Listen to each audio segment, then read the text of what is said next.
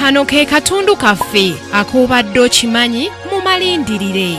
Ng'olina ebisaanyizo byonna omuli ekyokubeera n'emyaka egitakka wansi wa 35 okubeera ng'omaze mu ggwanga lino ebbanga eritakka wansi wa myaka 14 ekyokubeera ng'olinzaalwa mu ggwanga lya Amerika obeera n'enkizo nnene okwesimbawo nga bwe kiri nti buli kibiina kibeera n'abakungu baakyo asinze okufuna omuwendo gw'obululu obungi okuva mu bakungu y'abeera anywedde mu bannaakendo era bw'atyo yakwata bendera anti y'aba ayise mu kasengejja. Ku mulundi guno ababiri abali ku mbiranye Hillary Rodham Clinton ne Donald Trump Jr. Hillary yali yeetaaga obululu 2837 ku bakungu 1465 okukwata bendera y'ekibiina kya DP, ate Trump nga yeetaaga obululu bw'abakungu 1737 okukwata bendera y'ekibiina kya Republican mu kalulu kano ak'ebyafaayo. Essa lino ery'okulonda anaakwatira ekibiina bendera lye lisinga okubeera ery'ebbeeyi ate ery'eppanvu anti lirina okulonda okusookerwako kiyite primary elections, caucuses nga z'enkiiko enneekusifu eziddukanyizibwa ebibiina by'obufuzi saako ne National Convention entuula ennene ng'ez'omwaka guno olwa Democratic Party lwatuula Philadelphia mu Gw'omusanvu nga 25 ate olwa Republican Party ne lutuula Cleveland mu Gw'omusanvu nga 18 nga zino ze zirangirira omuntu akwatira ekibiina bendera mu butongole. Omuntu ng'amaze okulangirirwa mu butongole alina okwewandiisa n'ekibiina eky'ebyokulonda ekya Federal Electoral Committee olwo tasamukka olw'okuwenja akalulu atandika na kutalaaga bitundu bya ggwanga ng'abunyisa enjiri eri abantu biki by'anaabakolera ng'alinnye mu ntebe era nga teguba mulimu mwangu.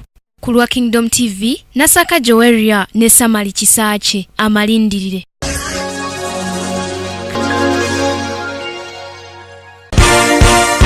This is Kingdom TV.